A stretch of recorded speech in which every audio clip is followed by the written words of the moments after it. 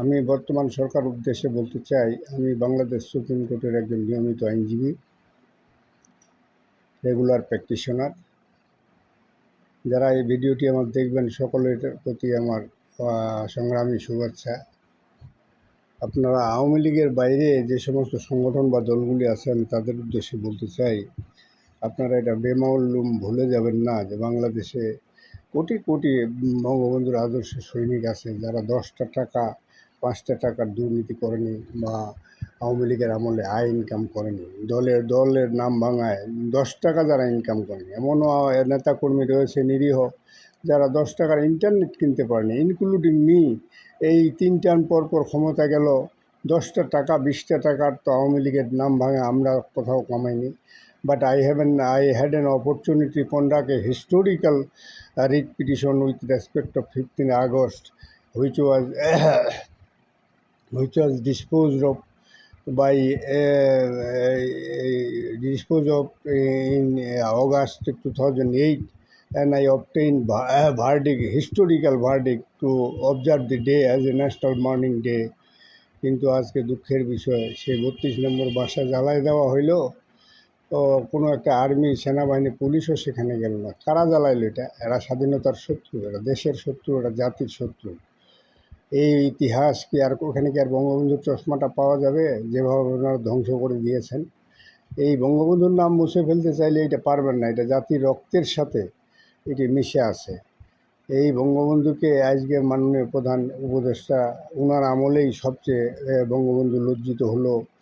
ওনার ভাস্করগুলো তো যেভাবে লাঞ্ছিত ভাঙা হয়েছে এবং 32 নম্বর যেভাবে জ্বালানো হয়েছে, এটা বোধহয় এরশাদ, জিয়া এবং ইভেন খন্দকার মুশতাকের আমলও এই বঙ্গবন্ধুকে উদ্দেশ্য করে এই ধরনের নোংরা কোনো স্মৃতি বাংলাদেশে নাই।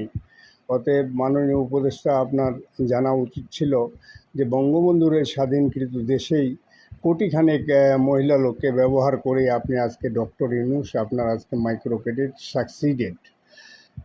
এইটা চিন্তা করা হইলেও তো অন্তত you should visit the Tungipara, you should visit 32 নম্বর। সেখানে 32 নম্বরের সামনে একটা রিক্সাওয়ালা কীভাবে বক্তব্য দিয়েছে আপনি খেয়াল করে দেখেন যে কই আসছে ডক্টর ইউনূস। ওনার তো আসা উচিত ছিল, ওনার তো এই বক্তব্যটা শোনা উচিত, এই ভিজিট করা উচিত ছিল। এইটা ইতিহাস আপনার চোখের সামনে ধ্বংস হয়ে গেল।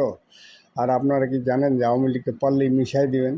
আওয়ামী লীগ বঙ্গবন্ধুর আদর্শে যারা লালিত পালিত, তাদের রক্তে বঙ্গবন্ধুর এমন এক আদর্শ প্রবাহিত হয়ে আছে।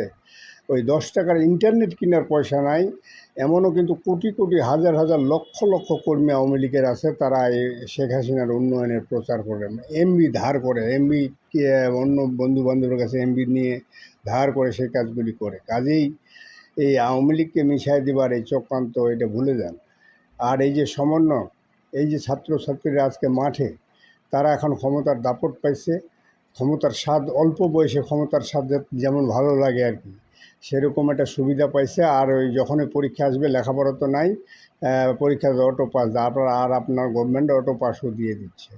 এই তো একটা অবৈধ গভর্নমেন্ট আপনি পরিচালিত করতেছেন না, এটা সাংবিধানিক ভিত্তি আছে, না কোনো অর্ডিন্যান্স দিয়ে আপনি এটা করছেন, জাস্ট আপনারা ইচ্ছা মতো শপথ নিয়ে নিলেন।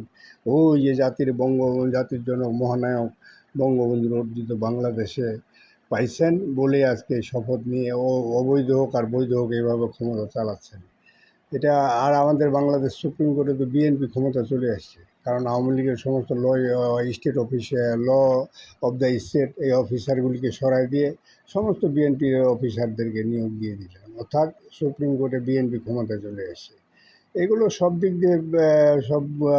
দিয়ে আমি বলি, এগুলো বিশেষ করে চিন্তা ভাবনা করে প্রতিষ্ঠানগুলিকে রক্ষা করেন। আজকে সারা দেশে যে আইন শৃঙ্খলার অবনতি, কোনো থানায় একটা টহল গাড়ি নাই, সেগুলো দেখেন, সেগুলো আপনাদের এই সমন্বয় করা বা এই আন্দোলনের নামে এই যে গাড়ি ঘোড়াগুলি জ্বালিয়ে দেওয়া হয়েছে, সেতু ভবন জ্বালিয়ে দেওয়া হয়েছে, এই মেট্রো রেলটা ধ্বংস করে দিয়ে কোনো রকম করে এখন 2টা স্টেশন বাদ দিয়ে চলতেছে। অন্যান্য প্রজেক্টগুলির যে কী খবর সেটা তো আমরা জানি না। ভারতের কিছু প্রকল্প তো ওনারা ফেলে পালায় চলে গেছে, প্রকল্প পড়ে আছে, কী যে হবে এটার ভবিষ্যতে আল্লাহই ভালো জানে। তো সেইগুলি সার্বিক চিন্তা ভাবনা করে বঙ্গবন্ধুকে সম্মান দিয়ে যাই করবেন, এদেশে ইনক্লুসিভ করেন আর যাই করেন, আপনি বলেন আপনার চ্যালেঞ্জ হলো একতা। একতা মানে ইনক্লুসিভ, সবাই আপনার সঙ্গে থাকবে, তাই না? এটা ৪৯ বছর আগে বঙ্গবন্ধু এইটাই চেয়েছিল যে আমরা দেশটা স্বাধীন হয়েছে, এখন আমরা সবাই মিলে দেশটাকে গড়ি।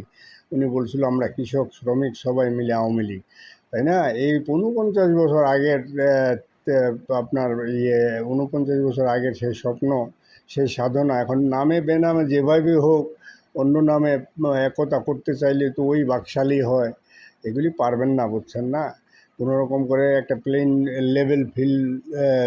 লেভেল ফিল করে একটা জাতীয় নির্বাচন দেওয়ার চেষ্টা করেন, যে ক্ষমতা যাবে তার হাতে ক্ষমতা দিয়ে ওনারা দেশ চালাক, কীভাবে চালাবে।